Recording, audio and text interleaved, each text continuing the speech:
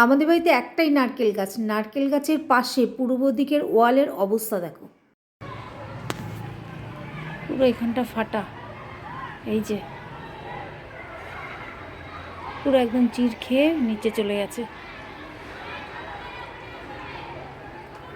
আর ওদিকটাও ফাটা।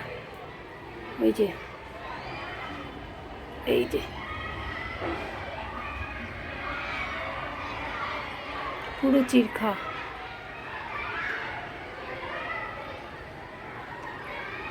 এই যে